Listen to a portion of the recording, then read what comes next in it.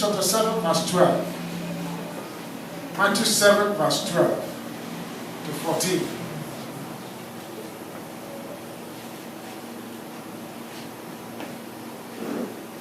Matthew chapter 7. Can we open it up to everybody?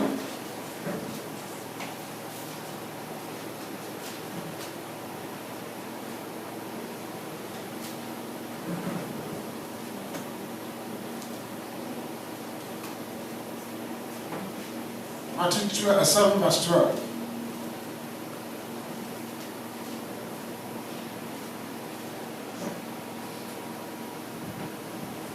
In everything, do to others what you would have them to do to you. For these sums of the law and the prophet, verse 13, enter through the narrow gate. For wide is the gate and broad is the road that leads to destruction, and many enter through it. Now let me read it from the King James Version. Verse 13. Therefore, enter ye in at the straight gate. For wide is the gate and broad is the way that leadeth to destruction, and many be which go in thereat. Verse 14. Because straight is the gate and narrow is the way which leadeth unto life, and few be that find it. Verse 14 again. Because straight is the gate and narrow is the way which leadeth unto life. Only few that find it. Only few that tread therein. May the Lord bless the reading of His word in Jesus' mighty name. Amen. This morning I'm speaking on integrity, the straight path. Integrity, the straight path. Integrity, the straight path. People with integrity walk a straight path. Proverbs chapter 10 verse 9 says, the man of integrity walks securely, then he who takes crooked paths will be found out.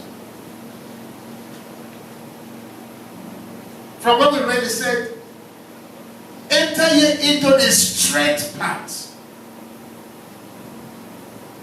Because there is another path that is broad, that is not straight. Because it is broad, many people are passing through. Many people find that broad road. Many people are traveling that road. So he said, there is a straight path. Only few moving there. So he said, go for the straight path. Go for the straight path. So, integrity is the path of straightness. So the scripture is telling us, walk in the path of integrity, because that is the path that is what? Straight. That Proverbs chapter 10 verse 9 said, a man of integrity walks securely, but who takes crooked path will be found out. So it means when you walk on the path of integrity, your path is secured. Your life is secured.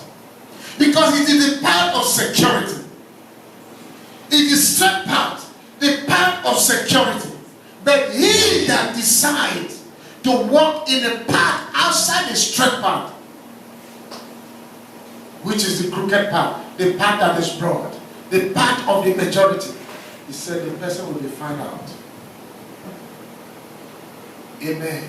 Amen. The model of integrity. Model of integrity. So as to know who to follow. Who is our model of integrity? Who is it that we should follow?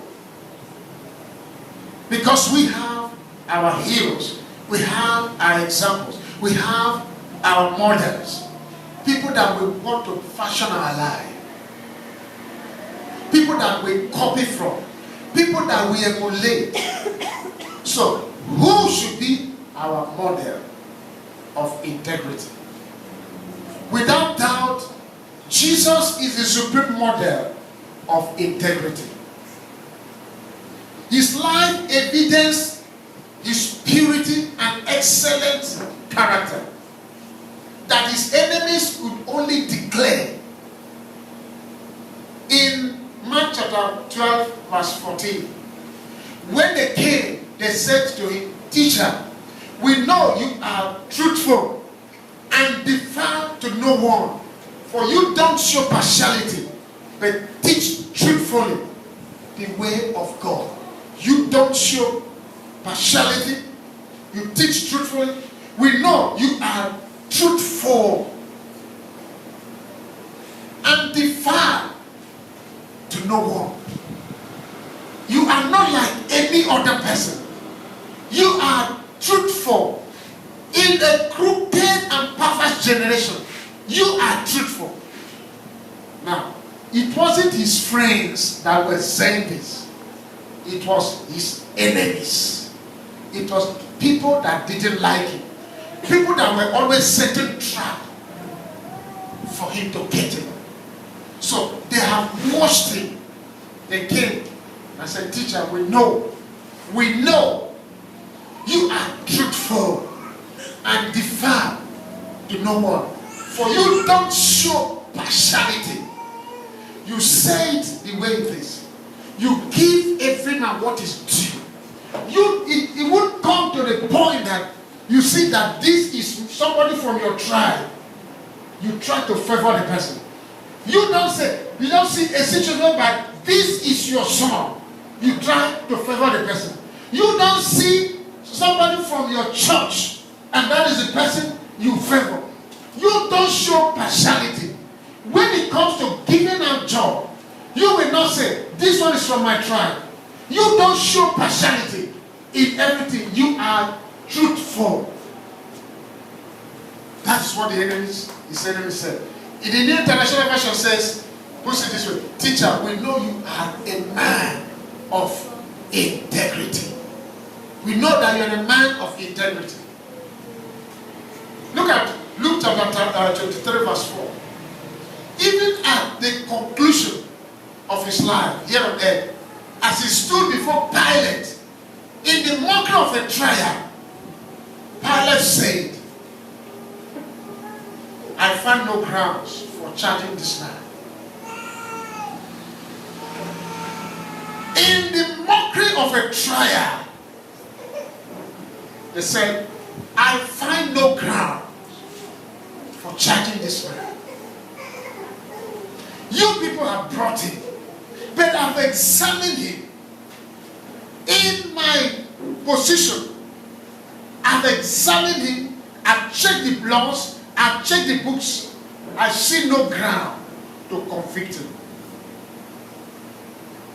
And that portion of scripture said, because he knew that it was for envy that they brought him.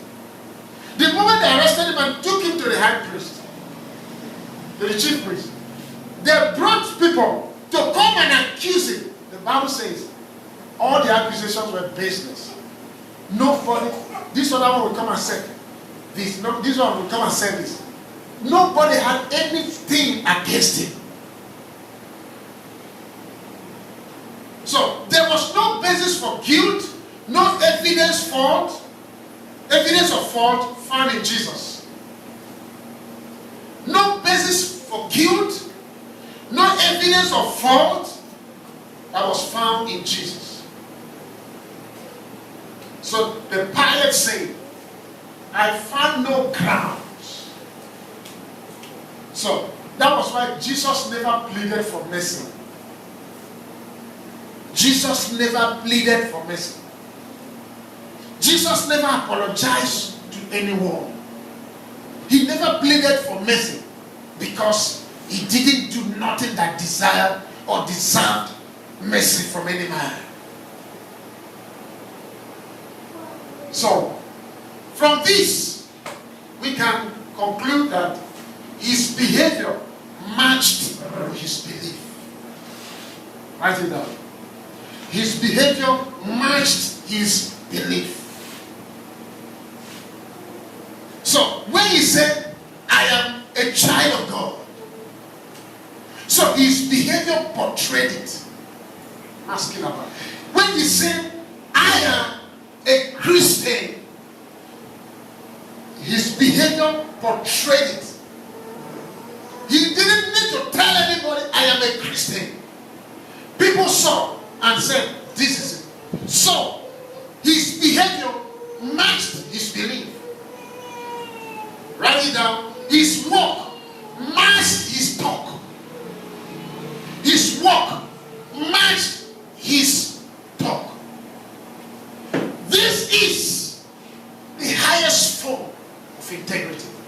When your walk matches your talk.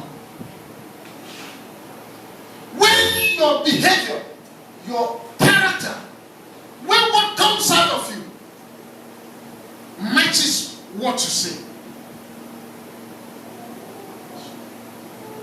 Write it down. His character matched his confession. We're talking about the model of integrity. His behavior matched his belief. His walk matched his talk. His character matched his confession. So, he can't say, I am a Christian, but behave like a devil. He can't say, I am born again, and behave like a heathen. So, his confession matched his, character, while his walk matched his talk. So it is for this reason that Peter instructed all believers in 1 Peter chapter 2 verse 21. 1 Peter chapter 2 verse 21. It is as a result of this that Peter instructed all believers. He said, for you were called to this, because Christ also suffered for you, leaving you an example so that you should walk in his steps. You should follow his steps. Christ has lived. He has talked the talk and walked the walk. His character matched his confession. His belief matched his character. So Peter now said, he has left us an example. Who? The believers, the Christians, to walk in his step, to follow in his example. That is, Peter said, this is your model. Your model for integrity. He said, looking unto Jesus, the author and finisher. So if there is anybody to look up unto, to copy, it shouldn't be the pastor. The pastor, it shouldn't be the pastor. It shouldn't be the pastor's wife. It shouldn't be that elder. It shouldn't be anybody. It shouldn't be that general overseer. It should be Christ. Looking unto Jesus, the author and finisher, the perfecter of our faith. That is what the scripture is calling us. Yes, you can look up unto a pastor. And the pastor that is looking up unto Christ. That is why Paul said, be imitators of me as I am of what? Christ. So, look at me as I'm looking up unto Christ. And not the pastor that will say one thing and do another thing. So, everybody is called to look up unto him. But the pastor. So, as the pastor stands to lead you, his eyes is on Christ, while you take from his example. So, the model for everyone. So, when your pastor's wife can stand in publicly to talk down on the husband. It is so you don't go home and begin to talk down on your husband and say, I ask you why. He said, that is how my pastor's wife talks to the pastor, talks to the husband. No. When the pastor's wife comes and stands here, dressed half naked, exposing his body. So you will not go and say, since our pastor's wife dresses like this, so I dress like this. So the pastor's wife or whoever that stands here should be a model. Others look up unto, say, I hear. So Peter gives us an example. The model of integrity that we should follow. That is Christ.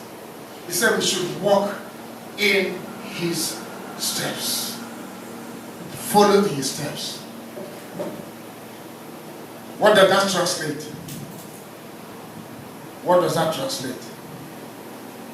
That thing you want to do. Probably nobody's around. That thing you want to do. Ask yourself, assuming Christ was in this situation, is it what he's going to do? Amen. You ask yourself. You want to open your mouth and begin to rail at somebody. Then ask yourself, if it is Christ, is it what he's going to do?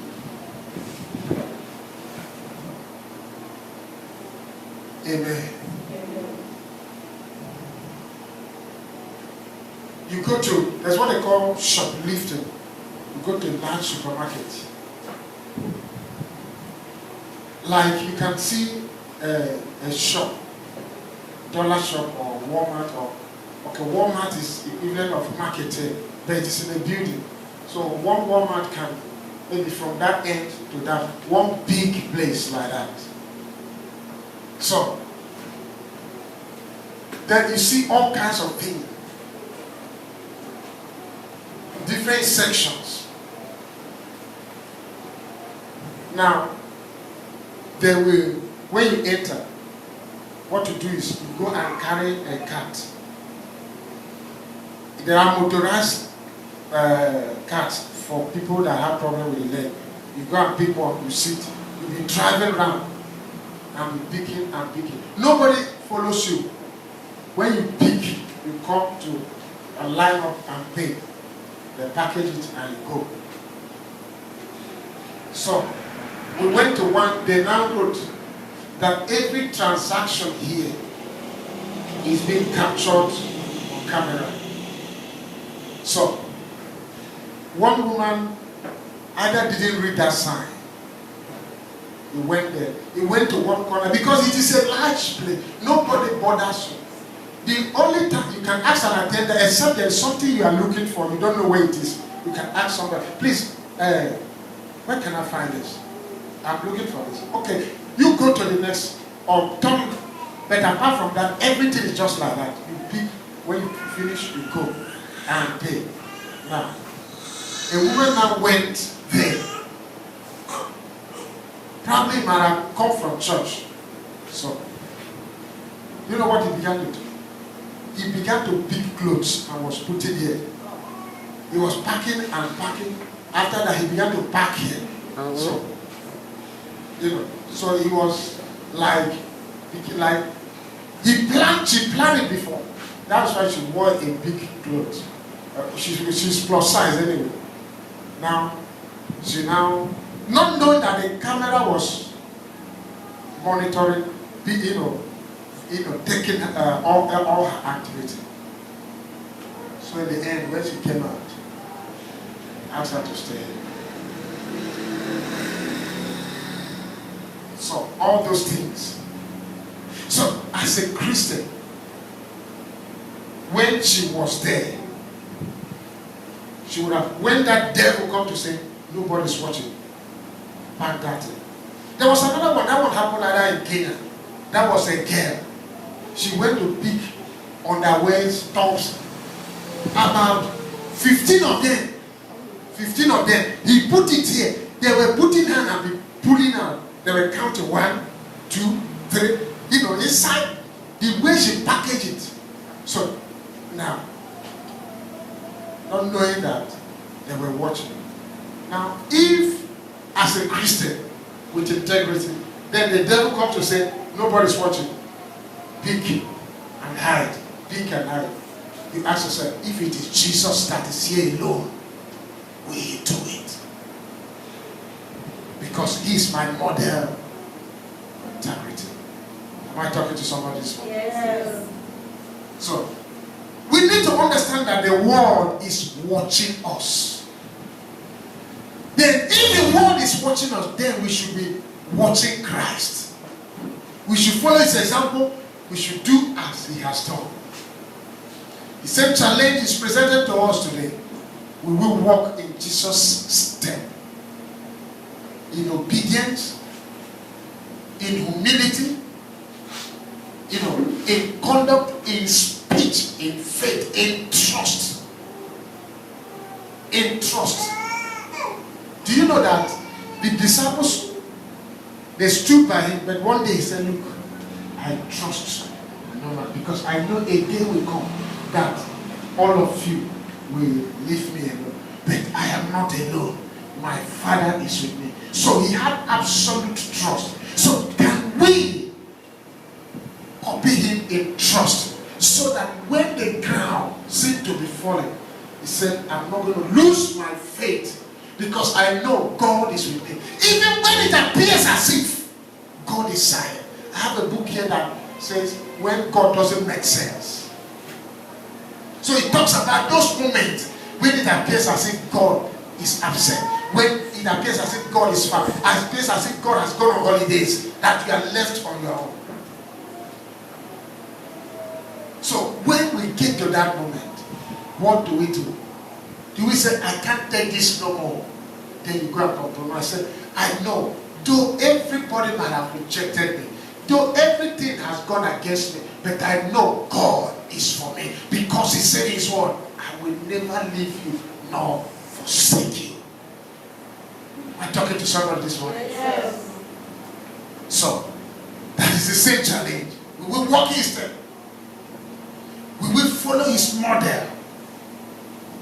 We will make a play that before any major decision, to ask, what will Jesus do?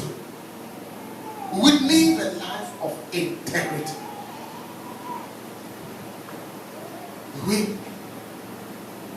Before you take any major decision, you ask me, first of all, sit down and say, what will Jesus say?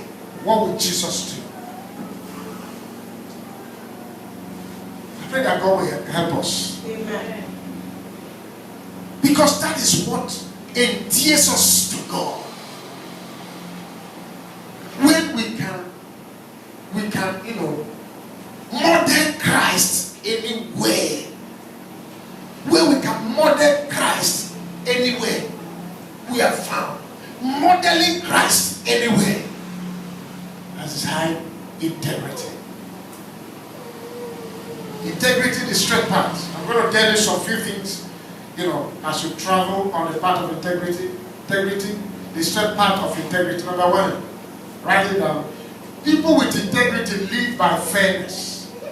Even when fairness puts them at a disadvantage or causes them significant difficulty.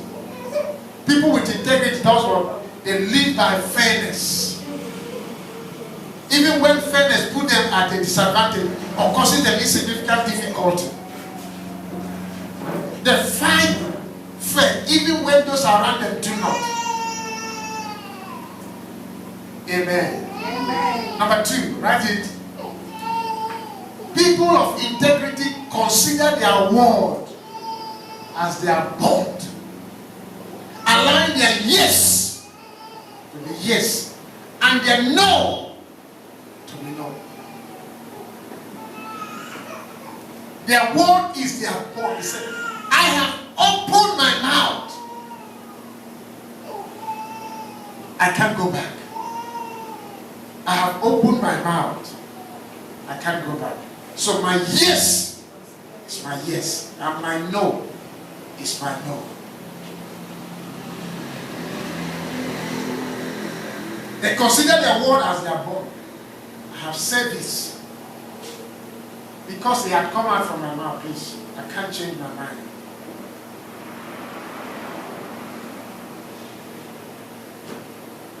So no will always be no. Yes will always be yes. Number 3.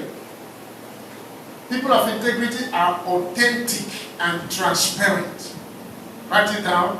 People of integrity are authentic and transparent. They act the same no matter who is present. Their lives are what you see is what you get. They are authentic and transparent. They act the same no matter who is present. So no eye service. They don't pretend. They don't live cosmetic, synthetic and plastic lives. They are authentic. Anywhere you see them.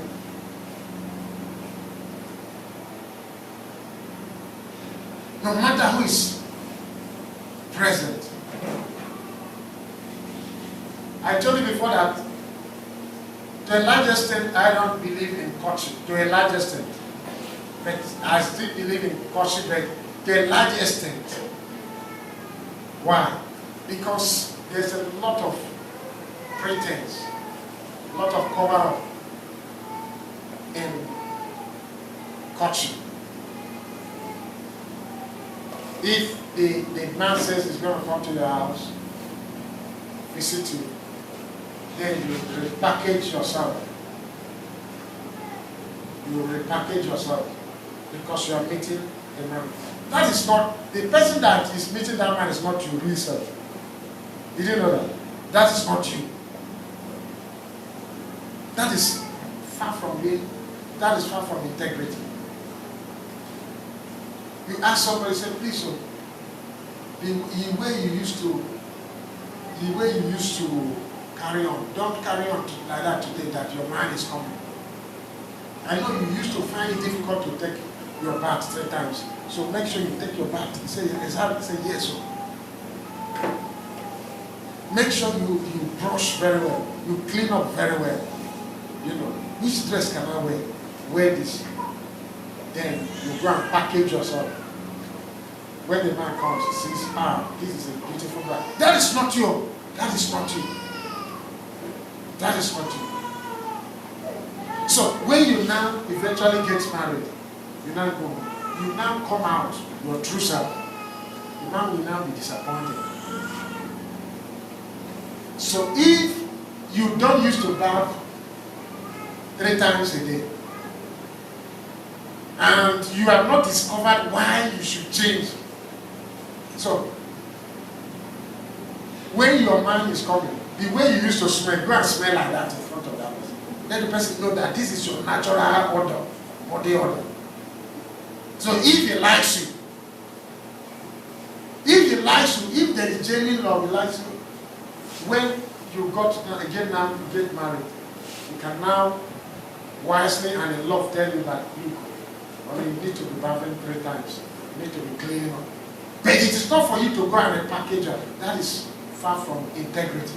So, people of integrity, they are authentic and transparent.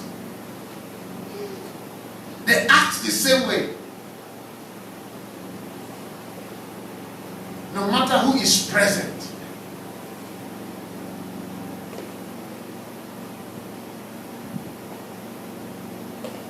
Amen. Amen. Let me not go deep. Go deep. Now, right, number 1 now. Number 4. People of integrity are straightforward in their conduct. They don't hide what they are doing. And they don't say one thing and do another. They are people in whose spirit is no deceit. Amen. Amen. Amen. So, somebody, I was discussing with somebody, so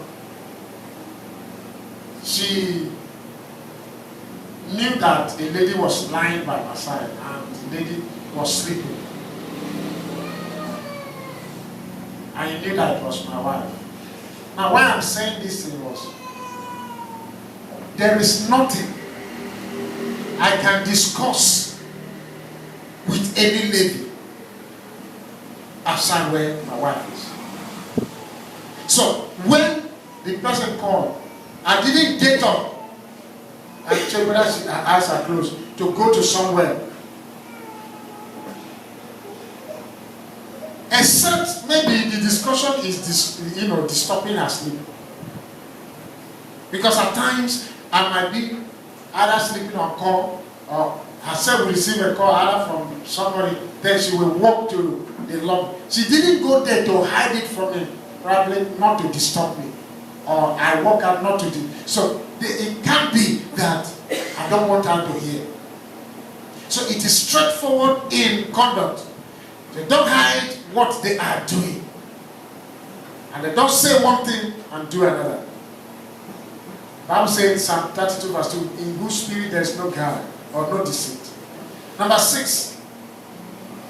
Number 5, people with integrity explain the facts and in an even-handed manner, not in ways to make them look better than the other person. So when I'm talking, I'm not trying to talk as to talk down somebody else. I say the way it is. Not to promote myself above somebody else. I just say it the way it is. So, such people, they are respectful, helpful, and generous to everybody. You don't say anything to bring anybody down. Do you know the Bible says to speak no evil of no man? Number what? Number 6, people of integrity go the extra mile with a smile. They do more than is required of them. They go the extra mile. You tell the person, please sweep from here to here. The person will now sweep from here to there. With a smile.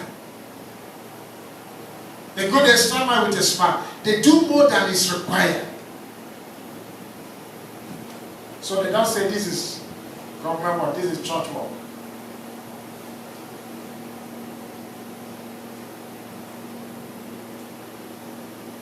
Initially, when the idea of Saturday morning prayer and cleaning of the church, it was for women. And women will come and pray and clean the church. So it started at a point, it now turned to men. These days, I don't know whether between the men and the women they now come. Maybe at times it will just be provided alone. At times, I hope we join. So, nobody has said, this assignment, even if no other person comes, I will come and do it. Even if I'm not commended, I will come and do it. Integrity is going the extra mile. Do more than is required. Next one, people of integrity are not afraid to ask for help. They are not afraid to let God be their strength. They are able to handle tough situations knowing God is at work in them. So they are not afraid or too big to ask for help. There are some people that will never ask somebody questions. I told you an instance when there are certain things that the other time I didn't know how to fix it. I called journalists and asked questions.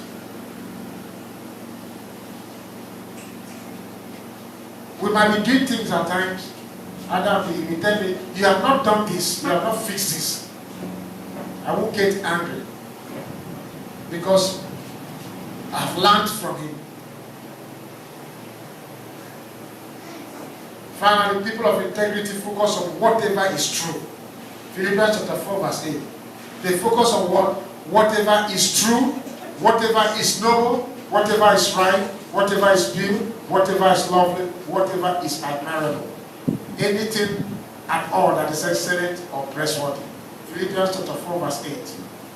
They focus on what is true. This thing, is it true? Is it noble? Is it right? Is it pure? the sight of God and the sight of me, is it lovely? Is it admirable? Talking about the path, the straight path, not the crooked path, the straight path of integrity.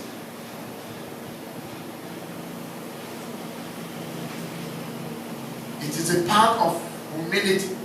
I want to learn. It is part of, like we have this thing, you know that the word has convicted in every area. In any area. You will not say, why are they talking? Is it because I came to church? The word has come to you and it's going to stand against you if you don't do nothing about it. The Bible says the word of God is for correction, for reproof. Stand up, brother.